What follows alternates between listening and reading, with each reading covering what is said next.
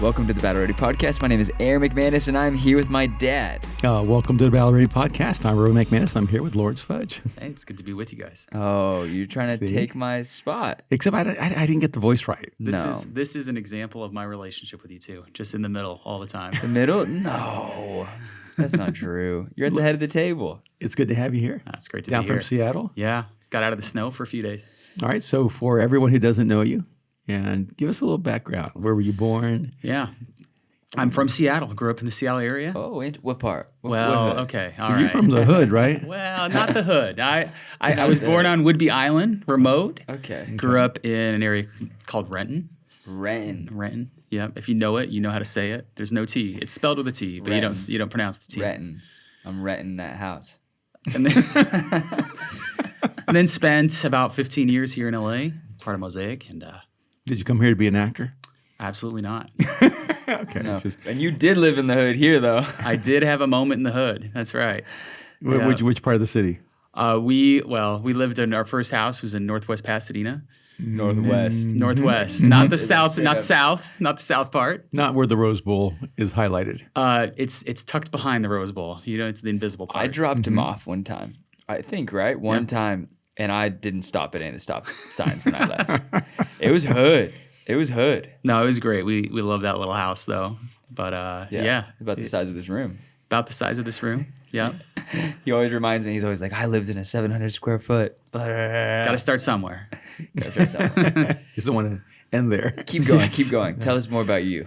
So I was here on the team in LA with Mosaic for 14, 15 years. And then about 2 years, my family moved back to Seattle. Okay. Have been leading the start of Mosaic Seattle. Continue to be part of the community here. Want to stay part of the family, but be able to bring the beautiful things we experienced here in Los Angeles up to Seattle to create space for others as well. And you were raised Roman Catholic. Yeah, my family's mostly Catholic. So we went to church like... What's mostly Catholic? Mostly Catholic means many that's a of pretty us. accurate description of most American Yeah, Catholics, that was mostly Roman Catholic too. Right. Yeah. And Brian, were you raised mostly Catholic? All fully Catholic. Fully Catholic. Okay. That's what every mostly Catholic says. Yeah, so we would my church experience, my memories of church growing up would be going to mass a few times a year. Okay. You know, and always having being caught up because there's a lot of beauty in all of that, but not fully understanding what it meant as well. So you never went to any other expression of faith or religion other than Catholic? No, not really. And I was always open to the reality of God. I didn't believe in God, but I never understood the person of Jesus and how to connect in an intimate, personal way with him. So at what point in your life did that change for you? Yeah, when I was, 18, 19, 20, I started exploring all kinds of things. I was in college and I even began taking religion courses out of curiosity. So I took a class on Islam and Buddhism. And Where'd you go to college? I went to a small school in Oregon called Linfield College. Okay. Yeah. What was the mascot? We were the Wildcats. The Wildcats. You went to a high school that was the Wildcats. That's true. Yeah. I did. Millbrook Wildcats in Raleigh, North Carolina. There we go. Yeah. But in the midst of that process, began to just explore everything. I came to this place where I remember one night consciously going, I believe in Jesus. Now I have to decide whether or not I'm actually going to follow him or not. Because I was like, I'm not going to be in the middle. I'm either going to be all in or I'm going to be all out. And made that decision to move forward, not knowing at all what that meant for my life. Just going, I'm going to figure out what that looks like along the way. And it's, if I remember correctly, the way that your path kind of intersected with mine was someone gave you a copy of one of my books. That's right. Yeah, I was in Oregon, living in Oregon at the time, 22 years old, and somebody who really was like a kind of a mentor in my life gave me a book, said, read this. I read it. I actually read it with 10 people. What book? An Unstoppable Force. Wow. And I was the first book I ever wrote. Yeah. And I was like, this makes sense to me. I was in a very conservative part of Oregon, and most people were like, I don't understand what he's saying at all. And I was like, this makes sense. That's the way people respond to my books. And then especially to that one. Now it's that different. The world's different. Yeah. No, I will still say though, I, in my opinion, admire all your work, of course, but I think that's the most significant work you've written.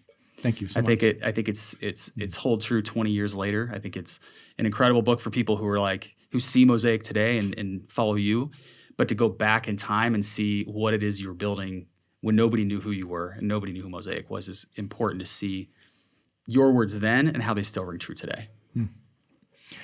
So then you chose to come down to LA? Chose to come down to LA. My wife and I were newly married. My wife Kelly were married in Oregon. We moved down here. I was unpacking, put books on the shelf, saw your book. I think this guy has a church in LA somewhere, and we visited that Sunday. Walked in, walked out, and then I was like immediately walked out, or pretty much, yeah. I saw you. I was like, "Who's that kid? I'm out of here."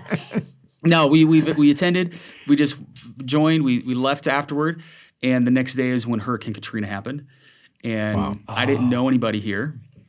Kelly was starting work. I had like 3 weeks off before I was doing anything, and I couldn't get a hold of any organization to go and volunteer with the Red Cross. So I just called the church's office when we had an office back then. And that would have been in Pasadena, right? Yeah. So I would have been in college, I think. Yeah. You might have been in high school. I think you were you in were high in school. High school. Yeah, you're in high school. And I was invited to meet the team, a team of people from Mosaic at LAX at like 5 o'clock the next morning. And I met everybody there, was doing introductions at baggage claim in Houston where we served for 2 weeks and just dove in right away. So your first really immersion into Mosaic was going to Houston and serving down there. Yeah, it was in like immediate response. That's so Mosaic. Yeah, it was. And I that. learned quickly. I was like, these are my people.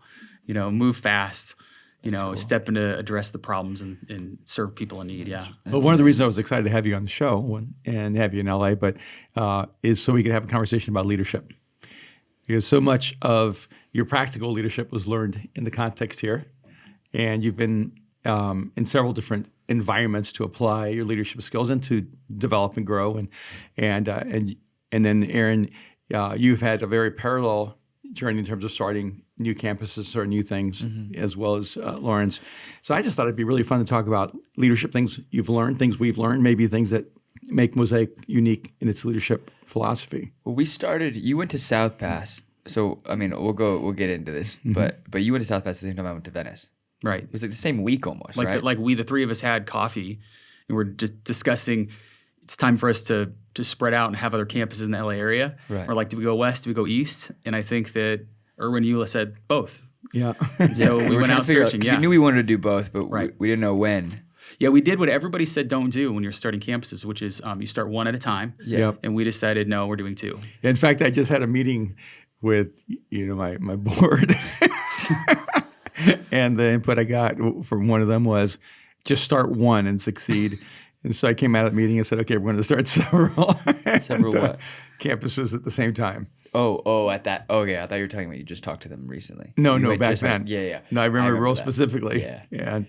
And some of it was the wisdom of Solomon. You don't really put everything into one basket. You want to diversify. And so we went ahead and diversified our launching of campuses and hoped that out of those, something would emerge that would remain. And that was an interesting time, right? Because we were kind of hitting max capacity in this venue in Hollywood, in the city. And we had like looked at where people were kind of migrating from, and we obviously knew there was a good amount. You were in that side of town. Oh, you were in Burbank at the time, I think, or in the Valley. Yeah, but we had so many people who'd been with us for years who were out on that of side of town. Yeah. Pasadena and South Pass, and then we had found that there was a pocket of people on the west side. So I think there were moments when we started them at the same time, being like, "Why did we do this?" Moments every day. I think we had that feeling. Can we Yeah. share drummers? Can we we're just trying to figure how do we get people to be able to just get the teams to get the thing started, because you were dealing with so many families who didn't have time. It was different. Yeah. And then I was doing Hollywood, tons you of have a young lot people who had so much time. Yeah, in Hollywood and Venice, you have a lot of young people who Yeah. are super fun, energetic, talented, and have a lot of Unemployed. yeah, but have a lot of time. Yeah. And in a place like South Pasadena, you have people who have busy lives. They've got kids. They've got their careers. So they're not really giving much time. They don't have, and what they do give will be great, but they don't have a lot of excess time to give. It was really very similar in Venice. Those were people who had jobs. People had jobs, but they didn't have kids. Yeah.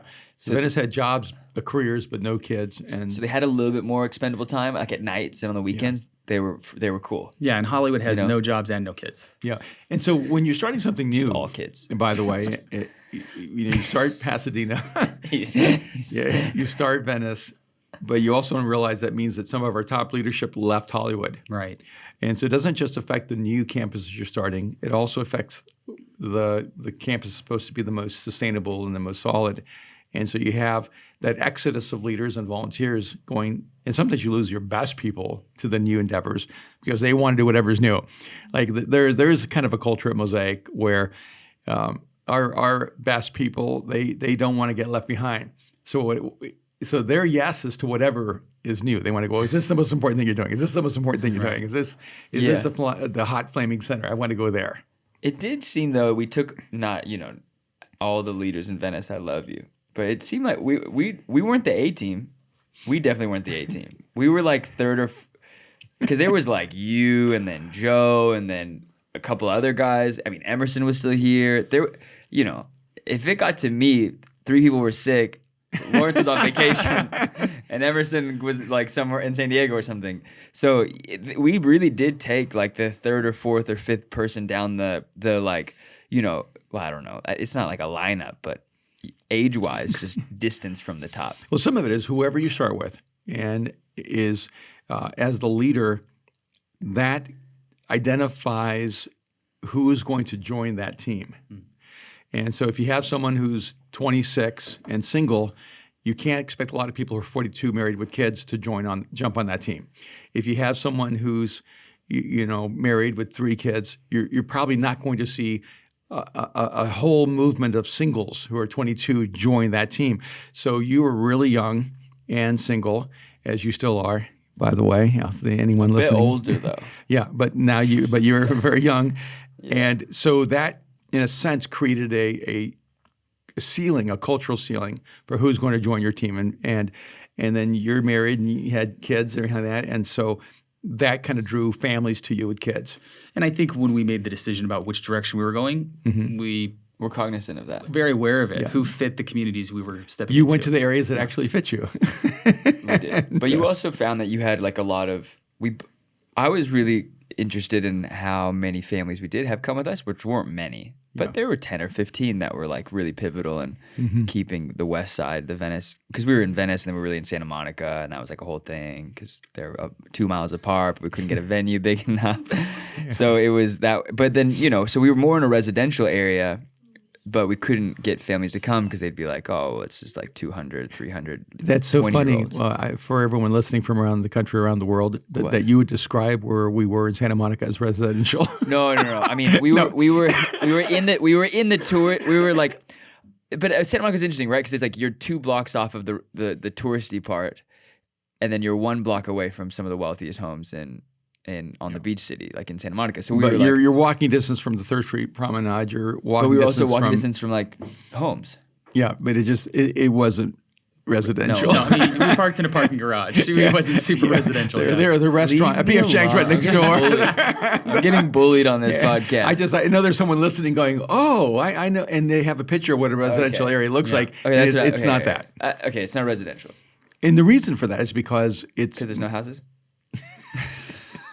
It's a different challenge reaching a place that is not residential. Well, we can get to that in the next episode. My 1 year in the suburbs. And I thought you didn't want to talk about that. No, I don't. We were going to black ink that section. We had some great success, followed by some great failure. But even in the great failures, we had great successes. I mean, we met such incredible people. It's harder to reach. I think it's different to reach a suburb than it is to reach a city. Absolutely, yeah. And that was South Pass in many ways was one of the first truly like suburban feeling communities we try to reach for a long time. Yeah. So different values, different lifestyle, but even that statement for 99.9% of the churches across the Western world, reaching suburbs is easier than reaching cities. But for Mosaic, reaching suburbs is harder than reaching cities because cities are what we know. Right, and even the people who joined us in South Pass when we started that campus were very cosmopolitan people whose life had pulled them to a place like Pasadena, South Pasadena. They were still city people. They were. Their culture, their worldview fit the city. They had just decided their phase of life drew them 20, 30 minutes away. Yeah, they were reluctantly in the suburbs, but they still psychologically saw themselves as part of Hollywood or LA. Yeah. But they had the misfortune of becoming successful. They bought a house, had kids, and so I think of some of my friends that were some of the edgiest people in LA. And then suddenly 10 years later, they're married and they have kids and they have a house. It's amazing how that changes your perspective, right, Tess? That's right. But so let's talk about leadership, all right? Because both of do you it. started things from scratch. And You started many things from scratch. yeah, that's been my history. And a lot of it is because if you can't get picked, you got to pick yourself. No, to open that up though, I think that's I'm just looking to see if there's any questions on the Instagram. Yeah, I think that there's some people and certain personality structures that are just really attractive to organizations. And people go, I want to hire that person. That's the person I want running my company or my organization or my church, whatever it is. And I don't have that personality structure. And so I was never the person a company would go, oh, I want him to run our company, or a church, oh, I want him to lead our church, or an organization, oh, I think he should be the one. And so if I waited all my life to be identified and picked as a leader, I would still be sitting around going, God, why haven't you done anything in my life? So I just basically had to choose to pioneer, to be highly entrepreneurial, and to start things from scratch. So there's a sense where you can use it as an excuse all your life that no one gave you a chance, or you can just go, I got to pick myself and I have to go do this. And that's been true pretty much in everything I've ever done. You know, no one ever said to me, oh, you should do this, or we'd love for you to do this. I just went and did it. And then later someone said, oh, we see you're doing that. And but I do think there are dynamically different skills in leading an organization that exists and starting something from scratch. You guys are what I would call leaders in an ecotonic system where you have some places are fresh water, some places are salt water. Then you have these ecotonic states where you have fresh water and salt water overlapping, and only certain species can survive there. And both of you learned your leadership skills in these kind of blended ecosystems where you are a part of something and you're starting something at the same time. What the heck is ecotonic? And well, it's just an ecosystem, and where you have an overlap of two ecosystems. And so saltwater, freshwater is the best example. The mouth of a river. The mouth of a river. Yeah. Where the water goes in and out with the tide. Yeah. And so you know, you have freshwater fish, you have saltwater fish, but usually they can't survive in the other environment. And so you had to learn how to lead in an environment where something exists, Mosaic, and my leadership, the culture I've created, that's true for you too. At the same time, you had to go create something that was new and fresh and could also survive on its own. And that's a challenge, right? And so maybe some of the did you find some questions on leadership? Nothing good yet. Nothing good yet? And so maybe I think one of the questions I would ask you guys are what are some of the things you thought about leadership that you later felt oh, I wasn't right about that? Or, you know, something you learned about how to lead that kind of came in the middle of it? So many things I've done wrong. One of the things I think many. stepping in and starting new things within within Mosaic and really under your leadership is I'm the type of person who my own mental structure wants to build something, build a team, and then let that one go and then move on to the next thing. And the thing I've had to remind myself over and over again, and I've learned the hard way at times, is you never actually stop building that first thing. It's always in the process of being built. Because once it's built, you're going to have attrition. It's going to soften at times, or the context in which you're trying to lead that group of people may change. And so you might need a little bit different team, a little different makeup. People could move. They could, get mad at me because I told them to get their dog out of the building or whatever comes up. Or because we don't baptize cats. Or because we don't baptize, yeah. and so you're never This is a true story. No, absolutely. You have a couple of nicknames. Oh, I have a lot of nicknames.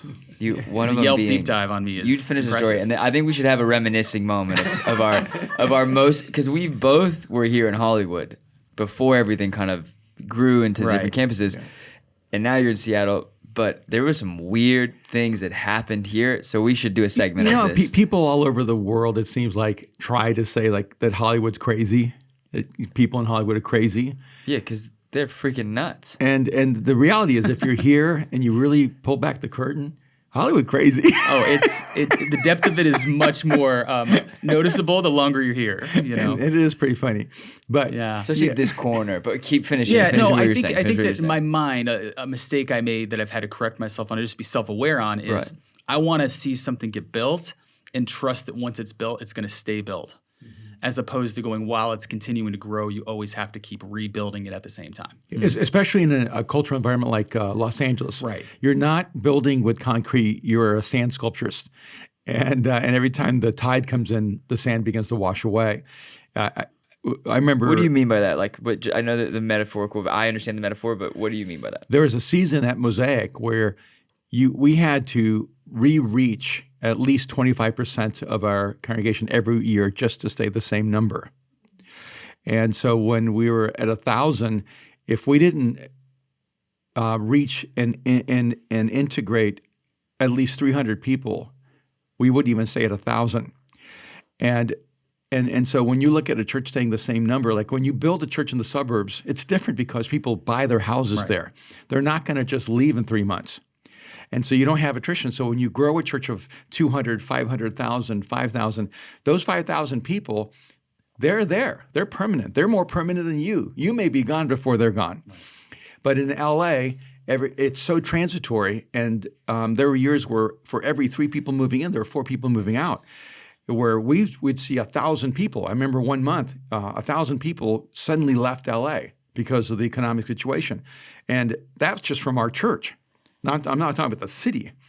And so when you walk in one day and you realize 1,000 of our volunteers are no longer here, 1,000 of our attenders are no longer here, and you're having to catch up just to stay at 0 point. That's right. And you can feel demoralized when you've put all this time into people, you've helped them grow, they've developed as a leader, and then life takes them away, or they can move back to Michigan. If I always felt like everybody in Hollywood is from Michigan for some reason. There's a lot, right? There's a lot of people here from Michigan. So my mistake was that I wanted to see the team get built, and then be able to rest assured that it's going to keep going forward.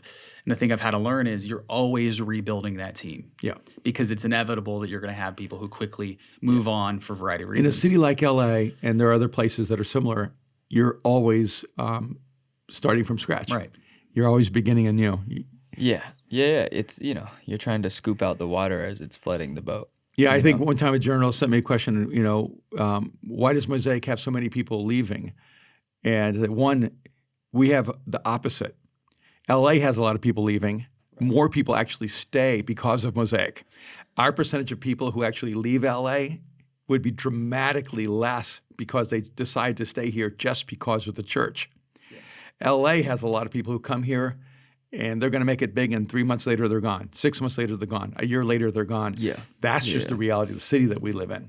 And what's amazing to me is that the church actually creates community for people. I know a lot of people have told me if it wasn't for the church, I would leave Los Angeles. In fact, I've had my kids tell me that. Yeah, I'm right there right now.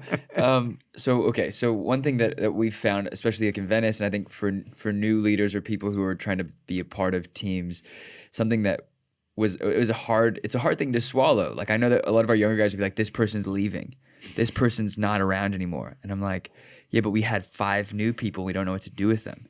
You know what I mean? And so you're constantly having to like let go and like and reacclimate and reintroduce new people continuously, and finding like new on-ramping systems, because there's no way you can do it personally. So you're just setting up system after system after team after team after team to just like I remember you had a team in Seattle that would literally just, it was like the tour. You would take everyone and they would like, hey, welcome to Mosaic. This is the production team. Let's go. Hi, production team. And it was like the TMZ bus that drives past Mosaic. And I was like, that's a brilliant idea, because 3 of those 5 people might stay. Some of them might move, but at least they've gone to know the different people in Mosaic, and it's not on you to introduce everyone. Well, that's another leadership lesson, right? You can't be the glue for every person one-on-one, like in an individual sense. Right. And, when I've tried to do that in my life, I inevitably fail somebody who's looking toward me to be the person to immediately help them, to make sure they're in a good place, to counsel them, pastor them directly. Yeah. And there's almost a conflicting, conflicting currents. Like to build the church and grow the church effectively, you have to develop leaders. But people don't come to Mosaic or they don't go to church to say, I want to come to church to become a leader. There's a few people who do that, but it's very rare. Most people come for therapeutic reasons. I'm not doing well. My relationships are falling apart. I'm depressed. I'm lonely. I'm emotionally unstable. I'm afraid. I'm failing. So they're coming to the church for therapeutic reasons. And so you're getting volunteers who actually are there for therapy, but you actually need them to care about other people more than themselves. And so there's really two conflicting currents. And because you can't build a healthy organization on people who are unhealthy. It's really challenging. So you're trying to help people get healthy while they're serving. And if they don't get healthy, you're responsible for them not getting healthy. and at the same time, if you don't have people who really exhibit strong leadership gifts, and I'm not even talking about talent, I'm just talking about character, just consistency and trustworthiness, you can't really build a good ministry or movement or church. And so part of the challenge that I think when you're starting something new is like you got to take whoever's volunteering, but you also realize that person may not have the capacity to lead for a long time because they're just not at the emotional, psychological, spiritual level that they need to be at. Yeah, and I think this is part of the lesson of learning, how to start something new. And one thing I experienced, and Aaron, you were coming up with me the early days of Seattle, even before we moved up there, was you're trying to build something with people who don't really know, they don't know me, and I don't really know them. Mm-hmm. And yet you're trying to formulate how can you create a team out of this. And that was one of the differences even of starting here, was like I go to South Pass, you go to Venice, you kind of bring a core people who you trust, one another to do this together versus the experience of doing it more from scratch is that you're doing that in the process. You're getting to know them. You're getting to see their character, their faithfulness, all of these things while you are actually doing it. I mean, I'm trying to think. We did a worship night in Seattle, and then we made friends from that night, and then we would fly up every week and just meet with people, coffees. Sometimes we'd be together, sometimes we wouldn't be together. And then we would just be like, oh, I sat with this person for 2 or 3 hours, or I sat with this person, had dinner, or sat with this person. And it was like 6 months of that before, I think it was like 4 months before you were even moving. You were like in the process of like finding everything. Yeah, you and I probably went up a dozen times in 6 months before Kelly and I moved up there with our kids. Yeah. That was wild. And it was just dinners, it was dinner parties. I mean, how many people do we meet in dinner parties where we're really calling them to be sacrificial, like explaining exactly how much it's going to take of them. Yeah. And then how many of the people actually showed up when it was time to get started. Yeah. Because it's one thing to be caught up in the idea of something. Yeah. And then when the reality of everything it's going to take comes, it's a much harder line to cross, right? Yeah. There's this kind of biblical concept of Esau and Jacob, where Esau shows up first, but Jacob is really who you need. And how many times did you have someone volunteer or say yes right away and you go, oh, they're the person, but you realize that they're actually not the person and that it's the person who's a little slower. The person who's a little slower to commit is probably the person who's going to stay with you long term. The person who's really fast commit is usually the person who's really fast to uncommit. I think it's one of the challenges when you're starting something new. Yeah. So one of the unique things that happened that affected both your campuses is that you had a person on your team in South Pass, Carlos, and you had a person on your team in Venice, Andres. And ironically, they're cousins. They're both Puerto Rican. And they're great. They're still on our team today, but they were not the best chemistry mix for your teams. No, I loved Andres. I loved Carlos. I still love Carlos. It's not that there was no love. There's so much love. No, I mean, that's also a different dynamic about Mosaic too. Is we're all a lot of us are friends. Yeah. Especially a lot of the guys, a lot of the girls, but like a lot of the boys are friends. And when you're working together and having to admit you're not good at something or it doesn't fit, it's a totally different conversation. Right, but that's why I said it wasn't the right chemistry mix. Right. Would you say that? I think that Carlos being with us in South Pass was perfect for when we first started. Yeah, because he's an energizer bunny. He's just, he brought so much energy when we needed it, when we were small and trying to build up. Okay, so you guys never had any like knockdown, I'm drag sure we out did. fights or I mean, I'm sure we did. Aaron and I had knocked it. We all had. You this is know. battleground. Oh, we had so many fights. No, but it was. Do you want to keep establishing it, or do you want to just? No, dive into I it? feel for those listening, it has not been properly established. Okay, I could give some context. There, if to fairly say this, we were Andres' wife is listening, so Andres' wife is one of the producers. She in the back, That's right. and she brought it up when we. she's the one who brought it up. Brought it up. I think we were learning about the campuses we were growing and building into, learning about the cities, and if anything, this situation I felt like was a great learning tool for Seattle and for the different campuses for the future, because we got on the phone one day and we swapped them. We switched them out. We made a trade. We like made a professional deal. Sports trade. That's yeah. right. But it was really 2 number 1 draft picks. Yeah. You know, it's Goff and Stafford being traded. Wow. One went to Detroit. But it actually, like Andres fit South Pass He more. does. Yeah, absolutely. And Carlos fit the Venice stuff more. And like I know my team was super sad when Andres left. Because for me, it wasn't him leave. I was like, I still get to see him. There was no stress for me. I was like, oh, I like him. This was no bad blood. And if anything, he was getting a promotion because you were much bigger at the time. There were people to sing to and to be on team. There are nicer places to get to live in that direction. In South, it was beautiful, and this like beautiful old theater, and we were still struggling and figuring things out. So Carlos got kind of sent down to the minor leagues, and then Andres got bumped up to the majors. And it was more of a personality switch. I think it was better for each of us. Yeah, and I think that their placement when it began made sense as well. I think For sure. Andres is very like pastoral, theologically in a sound, biblical. Yeah, okay, I wasn't going to say that, but true. He was ghostwriting most of my talks. He had his staff theologian with him. I would send him, does this make any sense? Did Jesus say this? and the switch. So I think that the mistake would have been if we would have kept them where they were longer term. But I think the switch was an appropriate leadership decision at that moment. Yeah. And when we got on the phone, You guys are so diplomatic, and I would say that one of the dynamic differences is that every culture has a different cultural pace, and the cultural pace of South Pass is slower. The cultural pace of any place Aaron's going to be is a little more frenzied, and whether it's Venice, and that's why you're looking for a little more of a fast-paced kind of space.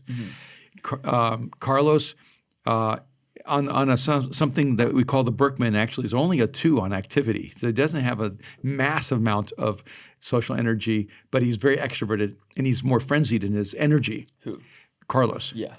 And that was maybe not a positive on your team, but it was more of a positive on your team because you want someone who had spurts of energy that moved quick with you. Yeah, because I don't have that as much. Yeah, and so he became the socializing element for you.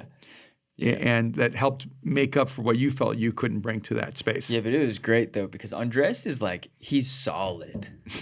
Not that Carlos isn't, but Andres is solid. He's like, because he moves slow. Yes, but he does move I'm at a looking at slower Brooke pace. in the box. And that did fit the South Pasadena culture. But he was solid. So he was a great second person with me because where they didn't feel I was solid, they looked at Andres and felt safe. Right? And so then we got to this issue with I had me and Carlos. Which made you look solid. and it made me look solid, which was good for me. Mm-hmm. But then also I had to go find someone else. Like I had to go find Oscar and Ryan Cook. I really depended on Ryan Cook because I was like, okay, Carlos had to like go and really build some other things. And then Ryan Cook really stood in place of like being like the family man guy. Mm-hmm. Not that Carlos wasn't, but he had to go start something from scratch really. Like Andres had kind of gotten shipped over with the guys. That we only had one band. It was Andres's band. And ironically, they're both in MSC, so they're both musical, so they both even have impacted the musical aspect of each campus. Yeah, and we had one other worship leader, JD, and he led for 9 months straight. It was like this thing. He's a great example. As a volunteer, yeah. As a volunteer. He had a full-time business job, professional job. I remember like I remember Carlos, JD wants a week off. I'm like, well, good. Was imagining this was going to happen at some point. And he took a few months off. He took some time off. And I was like, he led 9 months straight. 9 months every week and did not mention a word. And then it was a natural break. It was like his birthday, he took a vacation. I was like, good, get out of here. Don't come back for a while. But part of the reason I wanted to highlight this was, one is that I think very few organizations are adaptive enough to let people move around or to move people around so they can be in the right fit. And if you don't make it, you're fired. And one of the dynamics of Mosaic is that we really do move people around because we realize it's not just about an individual, it's what team you work with. Like there's a synergy that happens when 2 or 3 people commit to each other. They become exponentially stronger than they are as individuals. So it is not 1 + 1 = 2. If you get the right one plus the right one, it's like 10. It's like magic. It is. Yeah. And I'm just saying this on a podcast, like Carlos, his personality and approach toward, life and work, it created some pretty negative scenarios for him. But you felt you could really work with Carlos's personality and actually created a place where he flourished. Yeah, because I had worked with Emerson, and Emerson's even more this is not us talking badly. This is us talking realistically, right? Like we were all wild stallions, but I knew how to work with Carlos, and you knew how to work with Andres. But when he left, there were issues, right? And then when Andres left, there were issues. Like there's still gaps that needed to be filled. Sure. That the other person didn't solve the problems, fill the gaps. Well, and they're not going to different kind of energy. Right, and they don't fill the gaps perfectly because they're not the same people. Right. So what Carlos was doing in one place, if they switch, and they're not going to naturally fit. So there was a time where they had to build up their own team and how they led with a group of people. It doesn't transfer titles and positionally you in that way. No. It doesn't, because people are different. And even if the title's the same, the role is different because people's gifting and their strengths and the whole makeup as a person changes the role. Just like and that's the thing is like just as a campus pastor, I mean, with yourself, Lawrence, and yourself, Aaron, and Emerson, you mentioned Emerson down in Mexico or David now in South Pass. Personalities are so different, and the personality of the leader does affect the culture. And I think, and this is what I say as a follower. A lot of times, people ask questions as a person who's on a team, and I go, part of it is realizing it doesn't mean that if you're not working well with a leader, it doesn't mean they're a bad human being. It doesn't even mean that they're a bad leader. Their leadership style may not match who you are as a person. And so instead of indicting every leader saying, oh, my pastor's a bad leader or my boss is a bad leader, realize that maybe their leadership style doesn't match your following style. Well, it's just I always find it odd when people blame the leader. Because I still choose to be here. Right. And if I blame you, I'm really blaming myself for still being here. Because if I don't like it, then I can choose to go somewhere else and go find I could choose to go to a different team. I could choose to go to a different campus. I could choose to go to a different church. But I always find it odd when people blame the leader. Mm-hmm. And it doesn't mean that leaders have so many issues. That's the thing. You're gonna find them. And it's really I think people think when they get married, it solves all the problems. No, there's still a whole set of weaknesses. You're having to deal with a whole another person's set of weaknesses, and you're having to match each other and build. That's what I hear. I don't know. I'm not married, right? But it is a like great that insight as a single person. Thank you. I've been reading books about it. But I think that's the same thing with a leader, right? I had to surround myself with much kinder, warmer people, more extroverted. I had Ryan Cook. Between Ryan Cook and Matt Pagan and Carlos, I almost never had to talk to anybody. I talked to them, and they ran a lot of it, because they were so social. Yeah, one of the funny things is when we first started using the Strength Finder, because it was developed out of here by Chip Anderson here from Mosaic, and we gave the Strength Finder to our staff. I think out of 12 staff people, 9 of them had WOO, which WOO is the strength called winning others over. So WOO is the most extroverted talent or strength. Yeah. And I have as the opposite of woo. But people see me as super, I think, relational and extroverted. But it's because I built an entire team of highly extroverted relational people instinctively because I knew that was my weakness. I think a key part of leadership is being aware of your strengths and weaknesses, building teams based on those strengths and weaknesses. And I think what happened in the switch, which is I think is awesome, is that Andres and Carlos are both amazing people, but on the wrong team, they could look like a deficit. And on the right team, they look like an asset. And I wonder how many places people are actually seen as deficits because they're not in the right role or on the right team. And when you get yourself around the right people, you start looking like an asset as well. And I think that's one of the keys to great leadership is when you build great teams, suddenly you're a great leader. If you have a bad team, suddenly you're a terrible leader. And I will say both of you, your ceiling has never been your talent because you've always surrounded yourself with great people. And because you're willing to empower other people, your ceiling keeps getting elevated by the gifts and talents of other people. Yeah. So I'm the listener right now, and I want to start something from scratch. And I need to put together a team. Or maybe I'm going to do a mosaic house. Well, I think it looks differently now, right? But you can ask your question. But. No, my question is, so what are some things you've learned to identify in a person that you feel like will hang in there and be really a good choice for a leadership team? Here. Mine's probably very different than yours. Okay. I'd say I try to look at character first. Does it exhibit itself like over a course of time? Okay, but be more specific than character. Are they faithful? Are they reliable? Like, do they respond quickly? Do they have things like, if I'm building a team, do they hustle? Do they communicate back? Like, do they show evidence that they want to actually grow and learn and receive input and feedback?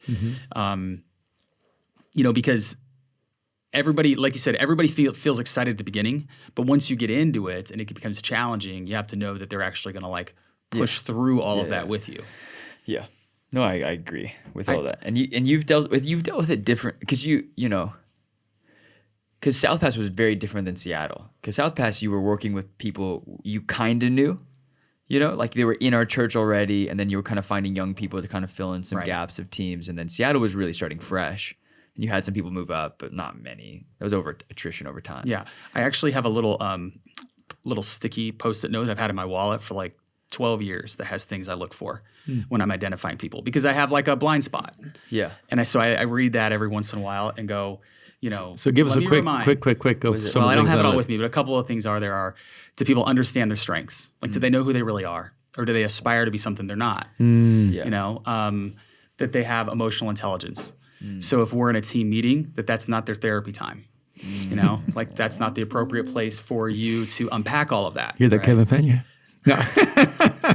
And it's a real thing, though. People walk into groups and then think this is the time to spill everything. Right. And another one is, we use the language of being all in. We've used that for years. And I want to know two things because sometimes, I want to know they're all in with Mosaic and they're all in with Jesus, both. Because sometimes you'll find a person who's all in with Jesus. It isn't sure about what you are as a church. Other times they're like, I love Mosaic, and I'm still figuring out the Jesus part. Yeah. But I have to see the fusion of both of those in that person's life to be invited in that inner circle. Yeah.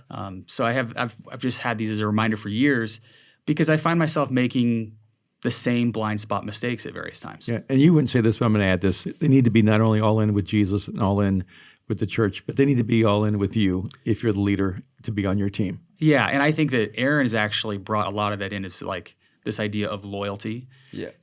Being loyal to one another has elevated within me because I would almost like sacrifice that piece of it. And it's cost you. It has. Yeah, because the funny thing about it is that you're intensely loyal, but you didn't expect loyalty back. Right. So what it ended up doing is bring people in that you were loyal to, but it really didn't have the same level of commitment to you.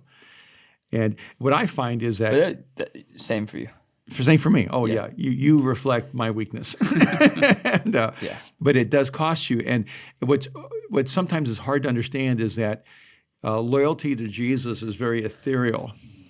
Loyalty to people is very concrete, and loyalty to leadership is even more concrete.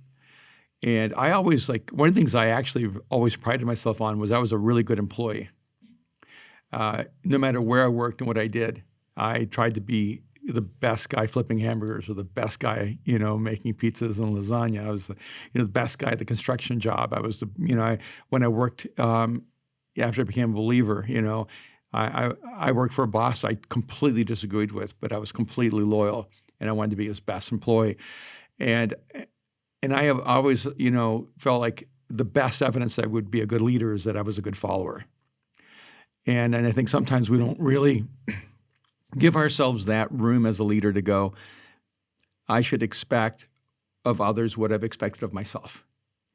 And even though I was joking, like one of the things is I know Kevin Pena would give his life for any one of us. Right. And let's test it out.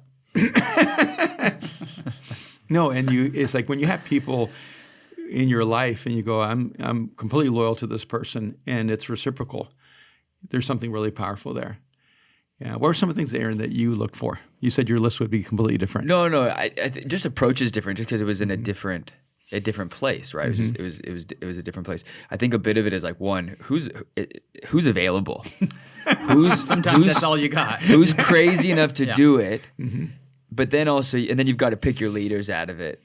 And then there's things like my stuff is so much more convenient based. Like, do I like the person? Because if I don't like you, then my friends aren't going to like you. And then people who don't know us aren't going to like you because you're not likable. That's actually right? On my Post-it note as well. Yeah. Do I want to spend time with this person? Like I am not I don't believe if I had, like, I don't really, like, we talk about this. I don't really have the choice to be associated with Mosaic, whether I live in Alaska or whether I move. Like, I've been in the most random parts of the world and they'd be like, Mosaic. And I'm like, sorry. Help.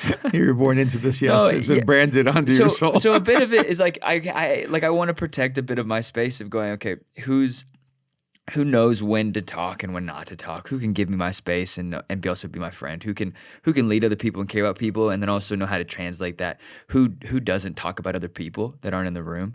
Mm-hmm. You know what I mean? Like, I have like super strict rules about you never talk trash unless it's a problem you're gonna go fix.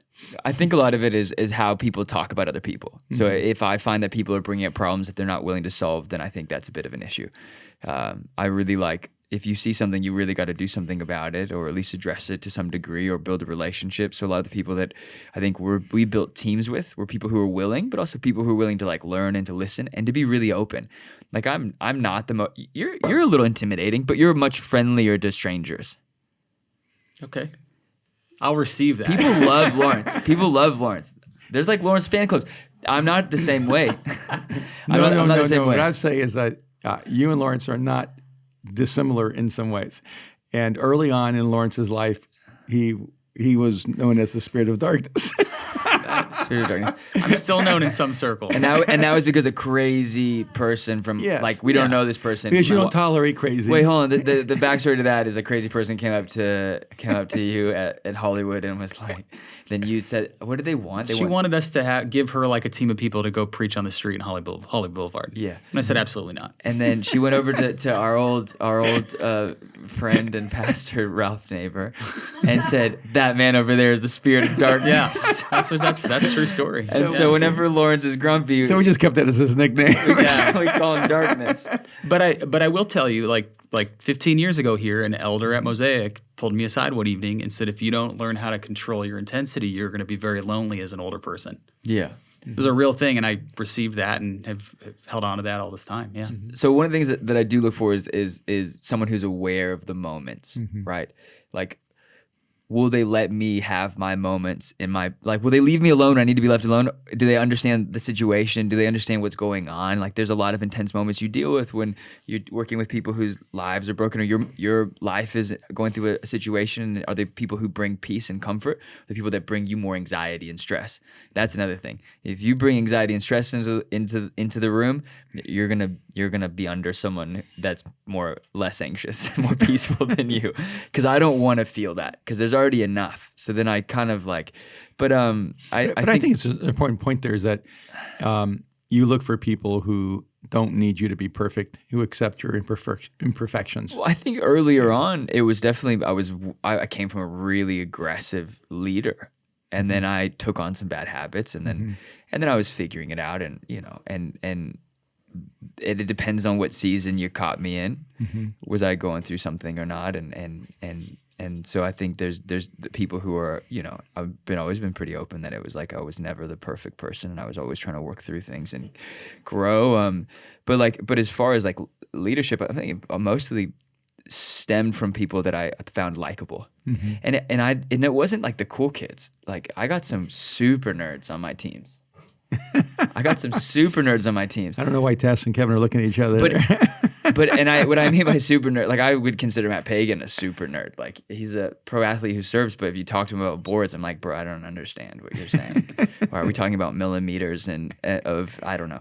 But I think I've tried to find people that are interesting and different and try to bring them into a room, because I'm like, it's the Avengers. You got to find people who are so unique and so different, and we've got architects and engineers and different like artists, and it isn't about, I think we never try to find cookie cutter people either. People who genuinely think, and people who are asking questions, and people who are like diving into it, and you're not asking them to do it. They're just already finding things for themselves to do and connecting with other people and actually bringing their other lives into church to those people who are the most open and the most willing.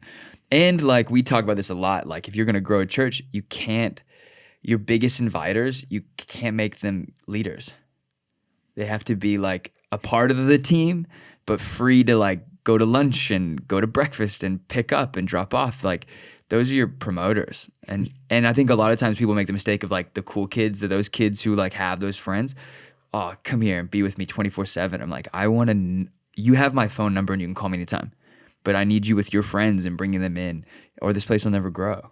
The difficult thing with that decision to free them to be the person who brings is that you feel the loss on your team, because they're probably also the person who's most capable of helping you grow those teams. Right. Yeah. So you have to make the decision. Do I want them to help me grow this serving team, or do I send them to go and reach all their friends to bring them to church? Because they're probably not going to be able to do both at the same time. See, I was that person. I was not the person you wanted to recruit to lead the chair stacking team or the setup team or the parking team. I was willing to do all that. Yeah. But I was the person you really wanted to leave out in the real world, bringing all his friends to church. And you just said it right. And you've taught this forever, but your willingness to be the person to lead the setup team shows that you're the person that should be trusted to go and bring everybody else along with you. Yeah. But if you have me there 2 hours before, like a gathering, and 2 hours afterwards, you've basically neutralized me from being able to bring my friends. Right. And that's why I feel like there has to be a real celebration of people whose gifting is they're just super enjoyable, and they have a whole crowd of people who will go anywhere they go. Yeah. But then you have those guys, those special guys like a Don and this Dan, I can't ever say his last name, Dumini from South Africa, who he would literally make his friends serve on the teams with him. You live with me for free, you can help. And you'd see these dudes, and they thought they were just there to go meet cute girls, and he's like, stack chairs. Now that's a real gift. See, when you can bring all your friends in and they're serving with you. He made it exciting, you know? And I think, and it isn't all service-based, right? But it is friendship, and it is relationship. And I think, people who want to elevate, like I think I love not being on stage. So if you were in Venice, there'd be weeks where you wouldn't see me necessarily do a certain thing. You would have Oscar, and you would have Ryan Cook, and you'd have Matt Pagan, who would have a panic attack every time I'd send him up there, and then I would just pick someone in the front. You'd be like, I would tell all the 100 people, if you're not prepared to give an offering talk, or to talk about why you tithe, or to talk about why you serve, then you have to think about it. Because at any point, if I see you and I feel like God's speaking to me, or maybe I just don't want to do it that day, I'm going to pick you, and you're going to go, and you're going to have a meltdown, And I think people are less judgmental when they have an ownership thing about it. When they're like, oh no, I'm going to have to do that someday. So I'm going to support the person who has to do that someday. And it creates a different kind of connectivity, you know what I mean? And I think it's a special thing. Yeah, I would say that's one of the unique things when I would go out to Venice was just the wide variety of people involved, the unexpected people in leadership. It was never the famous people, or quote the pretty people, or the popular people. It was just such a eclectic group of lost boys, and a lot of times, and girls, and that was. But you also held people to a super high standard. And Yeah, the first. Sorry, we can finish. no, I remember early on, I think Emerson told a story how he was leading the team and they were late all the time. It was the first Venice team meeting ever. And Emerson said, I got so anxious because he never made people show up on time. He didn't really ever show up on time. He's Latin. His Mexican Bolivian culture overrode his German culture. And he said the first meeting that you were in, people came in late, and you basically told everyone, if you're late, you're free to leave now.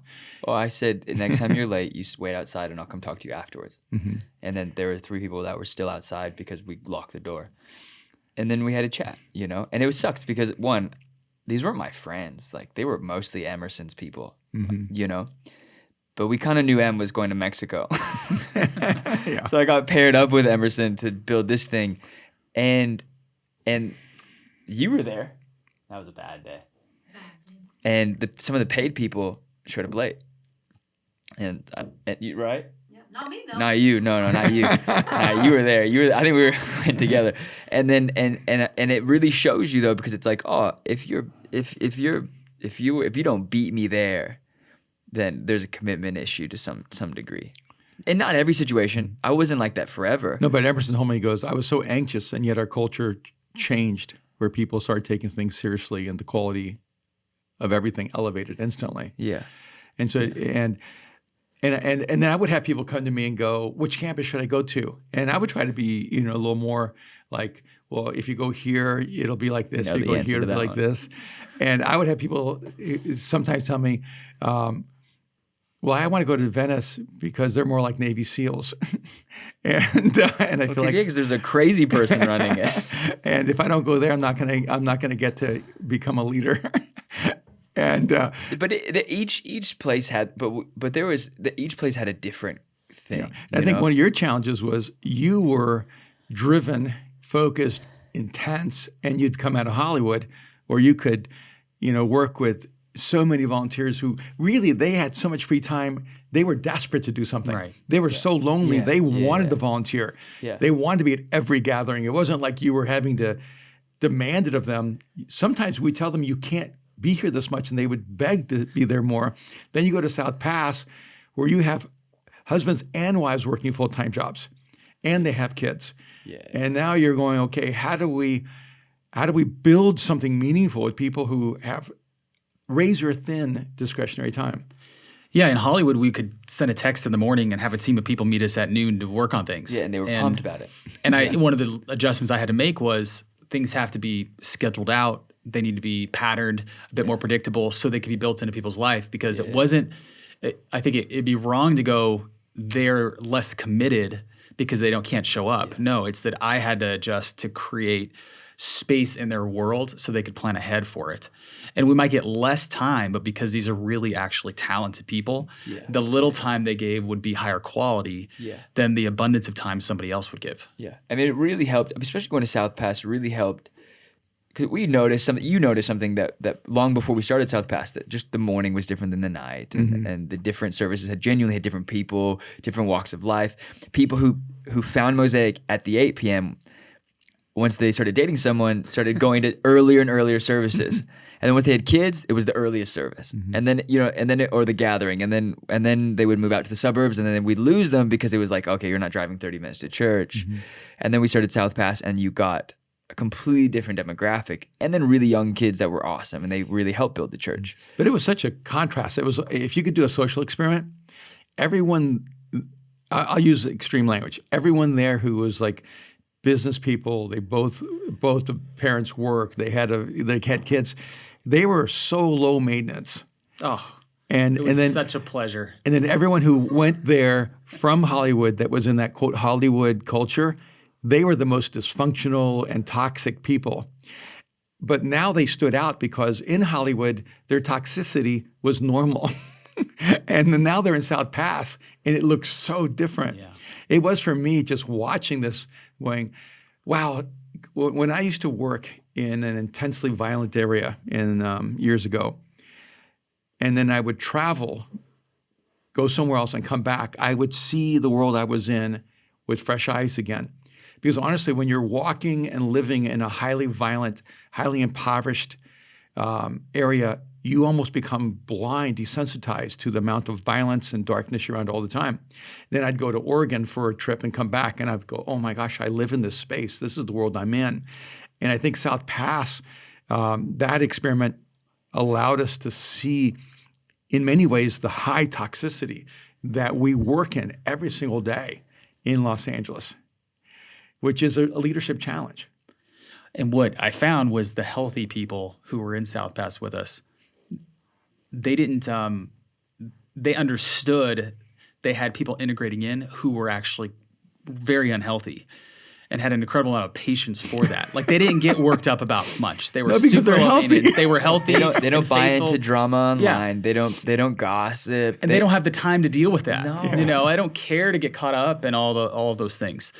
So on a personal level, because that's more me, I'm more that phase of life and probably fit that culture better. Yeah. It was very like refreshing and you know, reinvigorating and life-giving for me to go like, okay, I have this space of people who are incredibly healthy, encouraging. They don't have a lot of time, but they're going to send me a quick text just to like encourage us in what we're doing and all those quiet, subtle things that were happening behind the scenes. Okay, I'm going to ask you both a question. First, I'm going with Lawrence. I think that when have you ever had a goldfish? Like one of the danger points for goldfish is when you change the water. Because if you change the water completely right away, you'll kill your goldfish. You have to actually change the water in almost like stages. Did you know that, Tess? Yes, that happened to my goldfish. You killed your goldfish? I did. Wow. And you heard it here. And, see, these are things that we should all know, okay? And so now you go to Seattle. So now you're a goldfish moving from one bowl of water to another. And what were some of the things that you were able to take with you? What are some of the things that you had to adjust? Like maybe just rattle off a couple of things. Yeah, I think in South Pass, one of the things I focused on early there was finding people who I would classify as builders. And a builder could look like their contribution means they're going to faithfully attend when they're in town, and they're going to give, and they're going to be committed that way. And so I changed my mindset when we went, and we talked about this a lot. It was when we're looking for builders, and we're not going to base it on how much time they have or availability they have. It's like they're committed to the process with us. That was something I took with me. I think the adjustment was that I've had to make there was here. I would say LA is like people are driven toward probably being famous more than being successful. Yeah. Right? In Seattle, people are driven to be successful, and they don't care if they're ever famous. And by success, you mean like wealth? Like in professional success, I would say, like career success. And so people build their life around achieving this career advancement at a young age, which means they're working hard. They're working 60, 70, 80 hours a week, and then they're gone on the weekends, every weekend, because they're burned out by Friday afternoon. And so I had to go, how do we adjust what we're doing for people who have they're working hard and they have the means, the financial means to be able to get out of town whenever they want. Here, it was like they're here and they don't have the money to go away. And if they go away, it's probably because they're broke and they're moving home. So I had to be able to adjust how do we develop teams, how do we approach building ministries around a different life pattern that I was experiencing there, which was very different also because I grew up in Seattle, but I was gone for 20 years. Returning was a relearning familiar places that were actually quite different. All right, so now I'm going to ask you from two different perspectives. One, I think it was January, you came to me and said, Dad, I think we need to shut down Venice. We January 2 years ago now. Yeah, we failed. It's not going to work. We just need to kill it because it would be like a mercy killing. And I looked at you and I said, hey, there's another option. And you said, what's that? I said, why don't you, get your butt in gear, go to work, and make it work. Yeah, it was 2019. It was crazy, 2 years ago. Yep. It was before Venice. Oh wow, was big. Yeah, it was. And it had ups and downs. You had to keep moving locations. Every time you had momentum, you lose it by having to relocate. And then you'd go to the famous Rose Room and pack that place out, and then you'd go to a different place and lose that. And so I think there was just a lot of discouragement that a lot of work seemed to keep hitting walls. Yeah. So, but when you went back, it suddenly blew up and went past 500 in really a short amount of time, maybe 6 months.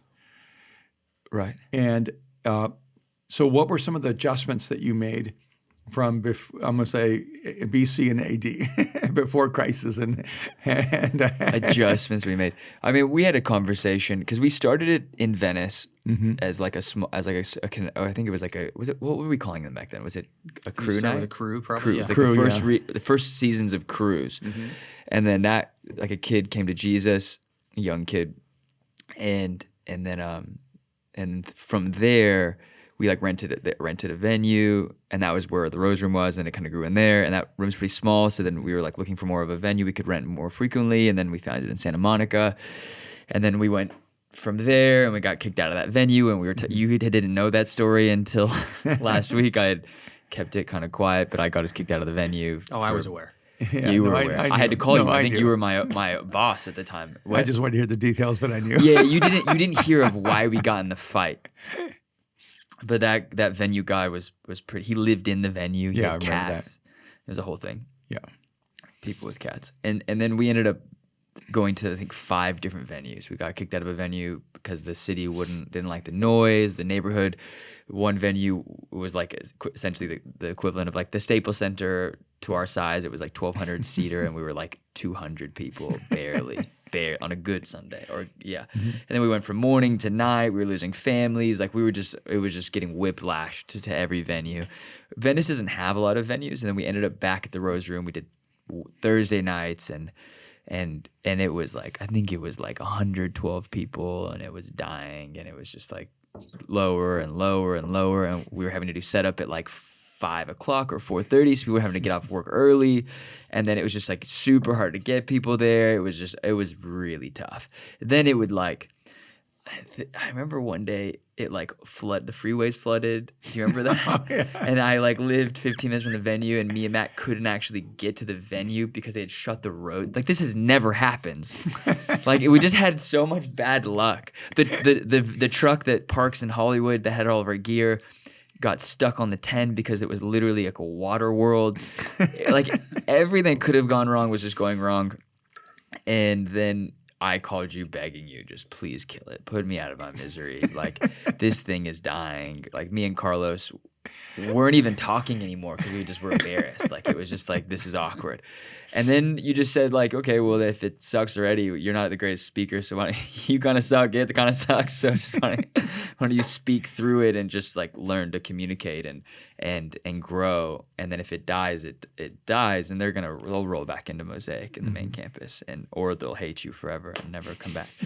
and so I just started speaking. Like, I spoke, I think, every week for, like, 5 months, just straight through, like every week I could, and then one day, I think it took 8 weeks of speaking to pretty much no one. I mean, our team was 90 people, so there were 30 guests, you know, and so and not our paid team, our volunteer team was 90 people, and so there's 30 guests, and so like, you know, welcome team would just welcome each other, and we had the most committed 90 people, but we just couldn't grow it, and then one day it 5 people came, 10 people came, 20, and we were like excited. Okay, this thing's growing, this thing's going. Okay, it's building. And they got to the point where I was like, okay, now it's actually something. And it was growing on me speaking. Like, you weren't speaking there. No. You didn't speak there for 2 years. I don't think. I felt like you had to climb Figure that it out. mountain on your own. Yeah. And then we got to a point where we packed the room out. The room wasn't big. You know, it was 1,200 square feet. We got, I think we got like 225 people in there, and that was it. There were people sitting on stage. There were people sitting on the concrete. There were people sitting next to me while I was speaking, and that was a really cool moment. The last week that we met there, I had met a principal, because we had kind of talked about, like, we got to get into schools. Schools are kinder sometimes, and they need the money, and also they're decent space, and families feel comfortable going to schools. And there was a school on Abbot Kinney in Venice I was trying to get, and I had met with them a couple of times, and they were really kind, but they had an old church that had been there for 30 years. There were like 10 people, and I was like, I'll pay for their relocation. Please. Like, I'll do it personally. Please get them out. And then finally one day the church was like, it was like a really sweet old black church. They just said they were moving to a different location that worked better for them. And that guy, the principal, called us, and we're like, a year later, and I was somewhere else, and I got an email. I was in Mexico, and I got an email, and I was like, you got a venue. this Sunday, go for it. And we were so excited. And so we had to paint the room. We had to walk. That thing was nasty. That room was nasty. I love Barry, the principal, but that place is nasty. And then it just grew. It grew over time. Families were coming. We were able to do 2 services. I think we hit about just over 500 right after right before the week COVID hit. Right. So you broke 500, then we have a pandemic. And we had a pandemic. Yeah. and it was early in the year. Like it was February. Yeah. So I was like, we're gonna hit 1,000 this year for sure. We'll hit it that. I was like, at the rate we were growing, we were adding a third almost every 6 weeks, and so it was really cool. I was feeling excited about myself and about our team, and it was to the point where I didn't make sense being on stage as much because there was a lot of families, a lot of kids. So I was trying to find anyone who had a kid and just put them up there to do offering, to do hosting. I was like, bring your baby with you, just to show we're not children running this thing. Yeah. And it was a really cool experience, like some of the most exciting times. But it's 2 years later. Starting to forget it. Mm-hmm. It's crazy to look back and go, our team's around, but when you don't have anything to do, it becomes tough, Yeah.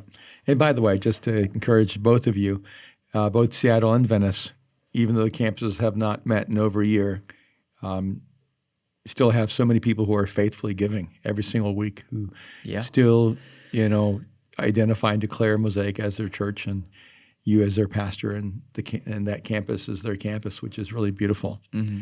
And we have maybe a couple more minutes. We've been having this beautiful conversation for about an hour, but I didn't know if you guys had any rapid fire questions for me. I have some questions, but they're kind of like a little negative. Well, can I ask a question? Yeah. So years ago, I remember being here in Hollywood. We were growing fast, and you pulled me outside for a moment. And he said, the room is super full. Should we go to 2 gatherings next week? We can announce it tonight. You asked me if we should do it. Mm-hmm. And I know you didn't need my input. You were going to make whatever decision you felt.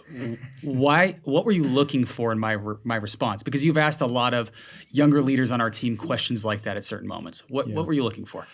Well, several things. One, I really do believe in counsel and getting input from other people. And I think I'm wiser when I have more eyes looking at a problem. And so I rarely, if ever, make a decision in isolation, just as my rule of thumb in life. And that's in anything. And secondly, if I make the decision by myself and don't involve you in the process, you're not learning what to look for. And so being a part of that, when I can ask you and see what you see, I can know where you are in your leadership journey. I can know if you're seeing what needs to be seen or if you're missing what needs to be seen, because one day you're going to have to make a decision without me. And so if I'm not bringing you into the decision now, you're not going to be able to effectively make the decision later. And so I feel like that's a part of the mentoring process is I can make those decisions by myself, and I may still make the same decision I would make. But I can't tell you my decisions have been changed by asking people, and then suddenly they see something I don't see, or it might mitigate when we make the decision. Because I move fast. So I'm literally in a conversation with you about I'm going to make this call tonight, one way or the other. What call? About going to 2 gatherings or not that day. Adding a second time in the evening and asking my thoughts on it as if you needed my opinion. Yeah. Yeah. And so one, I just think the leaders who don't get input from other people are not accessing the greater wisdom of the team. And 2, they're also not helping people become better leaders because they're not letting them be a part of the process. So it's both sides. You said there's some mean questions. No, not mean questions. I think a lot of stuff has to do with like what do you do with like church leaders you don't like and things like that. So I don't really want to go super negative. No, but to me, it's like that question, like what do you do with church leaders you don't like? Well, go to a different church. Why do leaders in church tend to treat people poorly? I don't think or they do. Or as if they are greater than them? I think most pastors treat people incredibly well. In fact, I think most pastors subjugate their own happiness for the service of other people. So I think you should probably stop judging tens of thousands of pastors who are never known by anyone, that just live their whole life for others, by a few people who become celebrities or more well-known. That's my experience. I agree. I completely agree. Yeah. My boss is a very nice person, but not a great leader. Any tips? Well, somehow he got himself to be the boss. So he might be a better leader than you know. But I think sometimes if you have a boss who's not leading effectively from your perspective, the best thing is to ask questions. The worst thing to do is to go in with conclusions because then you're acting like you're the boss. Yeah. The best thing would be to ask questions so they can see things that maybe they are not seeing. Yeah, I think be a great employee and a great follower. Yeah.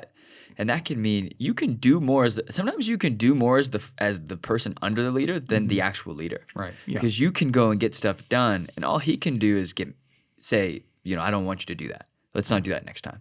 Right? Like he can pull you back, but if you're doing stuff that ultimately maybe he's too nervous to do, he's not going to get upset with you. He's just going to be grateful someone did it. No, go. Yeah, and I would say, change your mindset and go, my role is to help my boss be more successful. Yeah. And elevate them the best you can, not by teaching them, but by making their job easier, by filling gaps, by doing all that, not for your own advancement, but knowing that that's exactly what you would hope for when you hopefully one day are the boss. Yeah, because ironically, I think I'm a bad boss for people who are not doing a good job, and I'm a really good boss for people who are doing a good job. Because you make me a better boss by doing a great job. Yeah, I was going to ask, what do you think? How do you think everything going on in the world right now affects the future of the church, whether it be technology, whether it be like massive moral failures in the media, whether it be – because if we do feel like the church – because we haven't been meeting as a church as far as like in person, that people have had far more time to listen to media outlets that they wouldn't pay attention to as much. Do you feel like that's negatively influenced the church in a way, or then maybe two parts, COVID – what's the church going to look like when all this comes back? Well, first of all, I do want us to maybe take a moment and acknowledge that there are people all over Texas who are really suffering right now because of the storms, the snow, the ice, the freeze. People have no water and power, and it's happening in like the middle of America. Like 70% of the country is covered in snow, I think. Yeah. So our prayers go out to you, but also when things become possible to serve, our money will be used to help people, and we're going to serve in any way we can. But we need to realize that people are going through more right now than maybe they've gone through in a lifetime. And when you think of just the incredible social unrest in our society, the deep intensity between civil rights and political disarray, the pandemic, the quarantine, the fear of the vaccination, the incredible controversy even around the vaccines for people. And I know there are people who diminish or belittle it, saying, why are you afraid of vaccines? But I think Black Americans have a lot of legitimate reasons to be distrusting of government and of vaccines. And I don't think we should belittle people's concerns. Because I was listening today on the news, and I'm going, you shouldn't belittle the fears that people have about these things. And then we had the fires that created a pollution level in Seattle to LA to the whole pack ram, the fires in Australia. It just seems like if there's ever been a season of plagues, it feels like we've just gone through so many plagues. And then you have moral failures among pastors or Christian leaders. And by the way, that's always been true, and it will always be true, because there are hundreds of thousands of pastors across the world, and they are all human, and some of them are going to mess up. There's just no way around it. Some of them are going to be broken while they're trying to do things. They're going to let us down, disappoint us, and I just think we need to realize that pastors are human beings. And some of them became pastors trying to create a therapeutic space to deal with their own mess. And it's true for us across the board. And so I do think it's a tough time right now.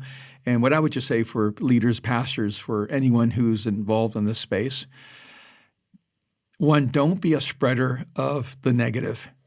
like, what's the phrase you got to use? Don't be so thirsty. It seems like people are so thirsty for negative information. They're so thirsty for gossip. They're so thirsty for watching an actor collapse, watching a media personality, get canceled. We're just in this mode right now where we just seem to be to have this appetite to watch people self-destruct.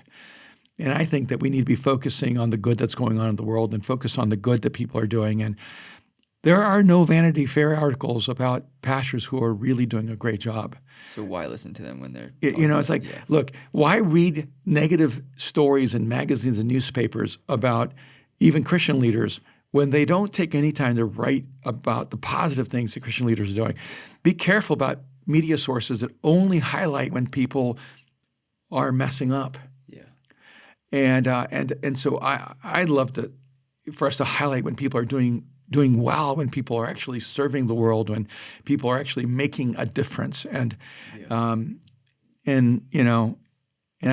my thought, is that we need to start being thirsty for the good and celebrating that and highlighting the good that people are doing. And this past year, your mom's been working with a team building $1 million school in Malawi. And I just don't think Vanity Fair is going to do a story on how hard she's worked to build that school and to raise money to help these kids that will never know who did it for them and whose names we may never know.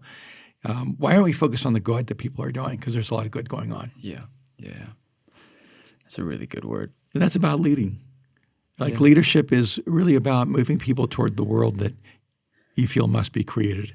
I've definitely had a few conversations, even over the last year, of not everyone, just a few people of why do you only text me when there's drama?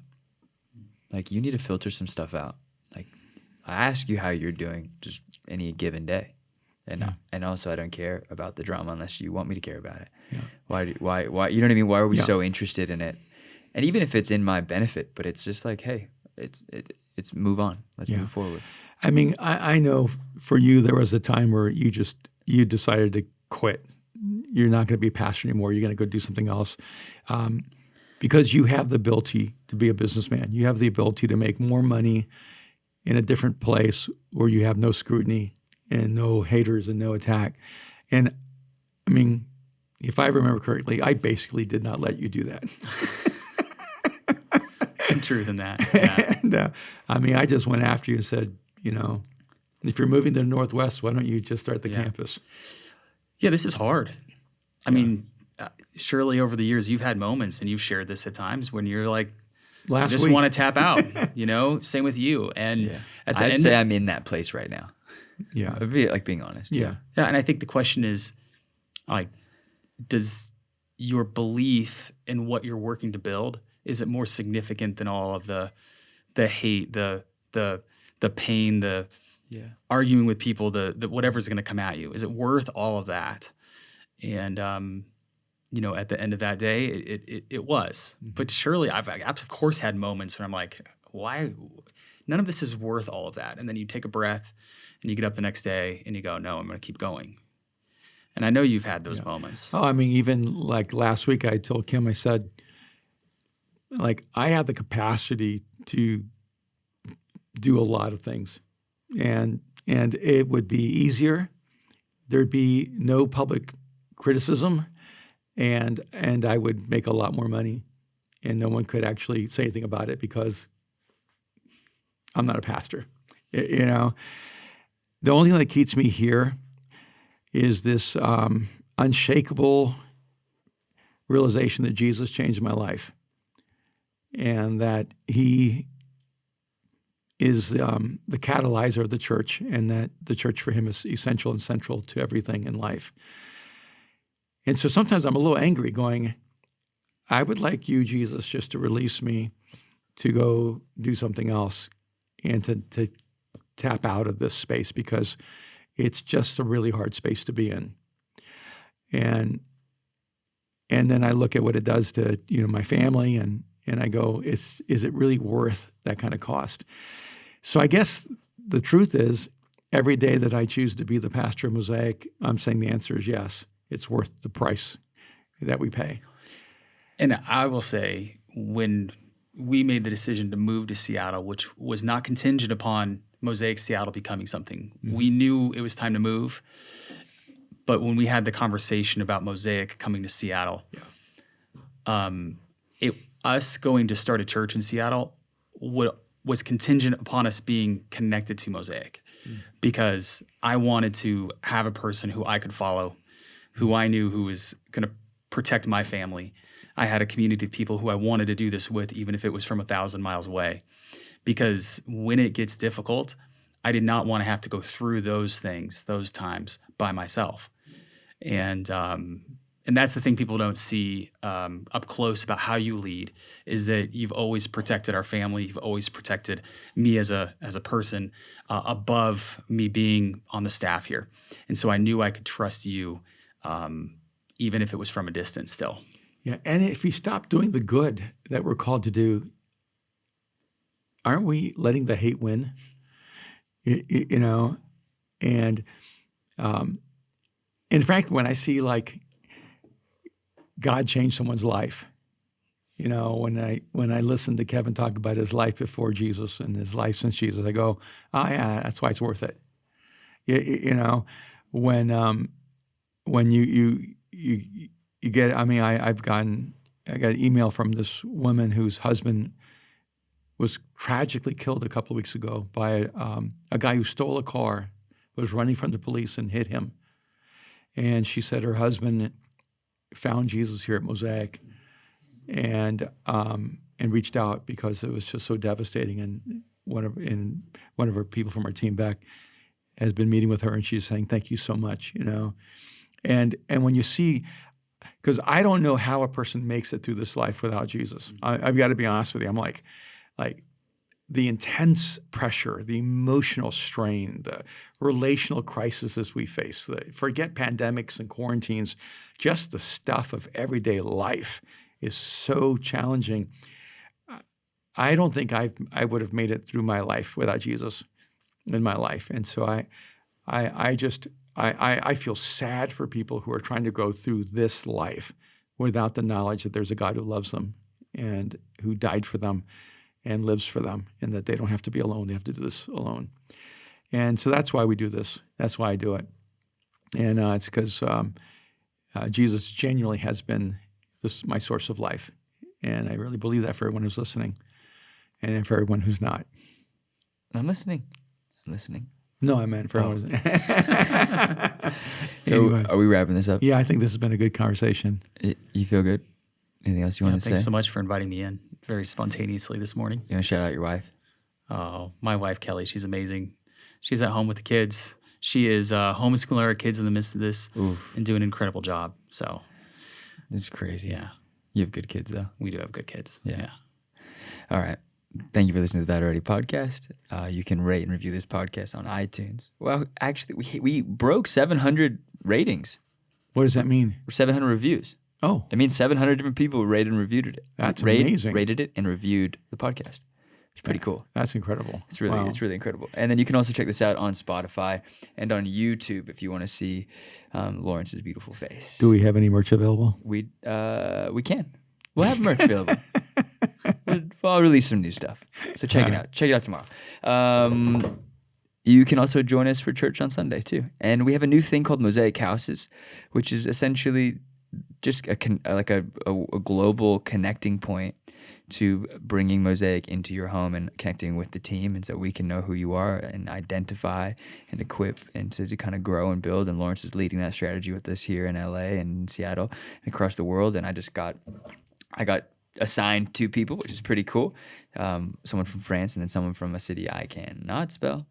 So we are working on figuring out where that's from. So if you have a community of people that you meet with every week and join us for Mosaic, If it's just you, if it's one other person, if it's a few other people, whether you're in Latin America or in Asia, Europe, LA.